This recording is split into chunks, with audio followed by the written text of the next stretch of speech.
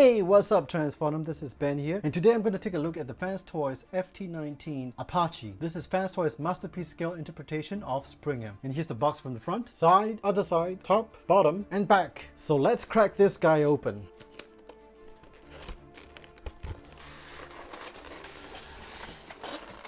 Instruction manual and collector card.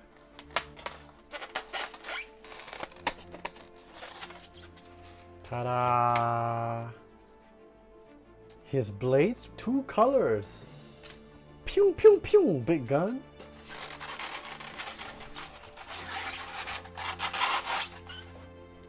And Springer himself, wow. Wow, looks good. So shiny. What kind of shiny plastic do we have here? Wow. There we go.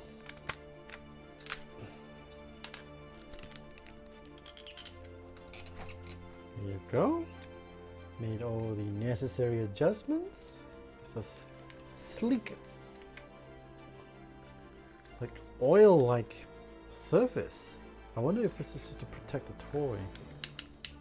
Ooh, that doesn't sound like a typical FansToys ratchet. Ah, that sounds like FansToys. Okay, it feels a little bit more FansToys-ish. Different sound. Ooh. And it clicks differently too. Anyway, it's a fun looking good green toy. Hey, hey, hey. No alternate faces. Let's get down to the review. Apache stands tall in the bout mode with his larger-than-life chest that possibly hides the face very well. The classic 2 shades of green complements well with a glossy lime green-like finish on the main body, while the matte dark olive green on the waist and arms match well. His eyes are painted blue, which are classic for FansToys, and his face and helmet all seem wonderfully painted. The yellow bits seem to have a glossy coating to preserve the plastic, while his legs don't appear to be painted. On this particular copy, there are 2 main imperfections. First, it appears that there's some famous FansToys plastic swirling on the rear fins on his calves, on the left and right. Secondly, the tolerances on his ankles are not the best, as you can sometimes find Apache leaning forwards or backwards as the ankles can't hold the weight of the toy. Also, it's very hard to tell. It's hard to tell if the main body is painted because there are faint swirling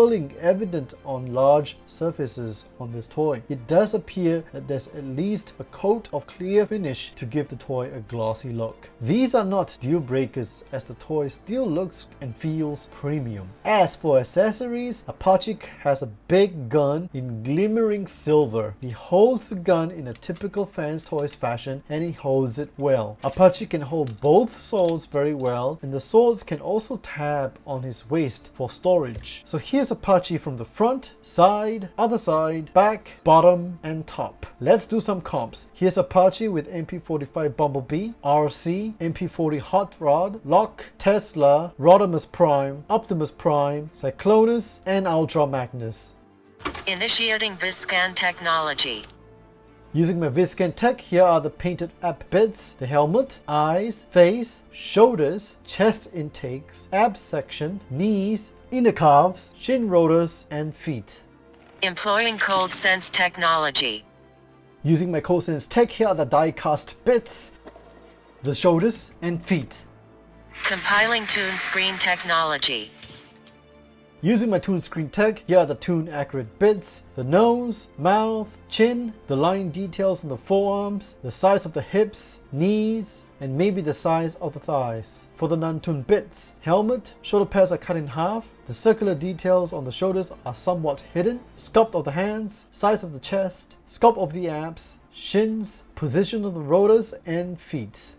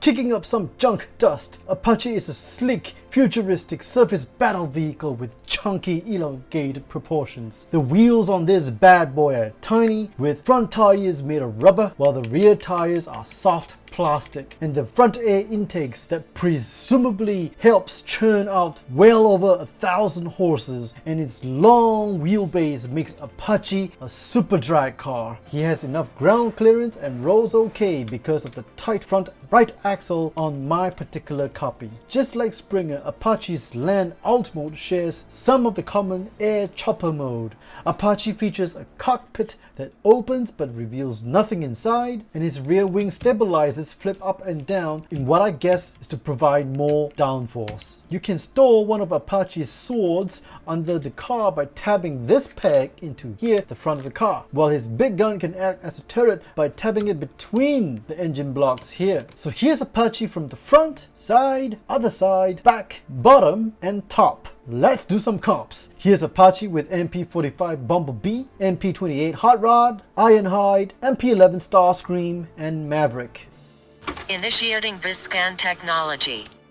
Using my Viscan tech, here are the painted up bits, the front grille, the fender piece here, the yellow painted bits on the engine block, and the rear gray block piece here. Employing Cold Sense technology. Using my Cold Sense tech, here are the die cast bits, the fenders, and rear block pieces. Compiling Tune Screen technology. Using my Tune Screen tech, here are the tune accurate bits, the line details on the headlights, the front intake, roof intakes, and shape of the rear wings. For the non-tuned bits, the size of the fender and wheels, the cockpit area being too small, the length and the style of the midsection, and the length and style of the rear section. Hovering into view, I feel that FansToys place more emphasis on making the chopper mode look great. The proportions of the air intake, yellow shoulder bits, and cockpit seem fitting. It was quite smart of FansToys to flip the carves into these winglets, but that meant sacrificing the look in the bot mode with distracting yellow bits. While the winglets were a little harder to transform, once I figured out how to orient the pieces, this alt mode is very solidly built. Apache's sword can be tapped into the slot on the top and the blades will split open. His big gun can be stored by flipping the handle in and tabbing into this slot at the front. Finally, if you happen to own a FansToys stand, you can use this adapter piece to insert it into Apache's underbelly here and peg the whole thing into the flight stand. As for gimmicks, Apache's cockpit open and close, the chopper blades spin, and the rotors on the back spin as well. So here's Apache from the front, side, other side, back, bottom, and top. Let's do some comps. Here's Apache with MP45 Bumblebee, MP28 Hot Rod, Ironhide, MP11 Starscream, and Maverick. Initiating Viscan technology. Using my Viscan tech, here are the painted up bits, the front grille, the fender pieces here, the yellow painted bits on the winglets, the blades, and the rear rotors. Employing Cold Sense technology. Using my Cold Sense tech, here are the die cast bits, the fenders, and the feet on the underside. Compiling Tune Screen technology. Using my Tune Screen tech, here are the tune accurate bits, the A intake, yellow shoulder sections, and roof intakes. And for the non-tuned bits, cockpit area, the armature section, main body, and the entire rear section.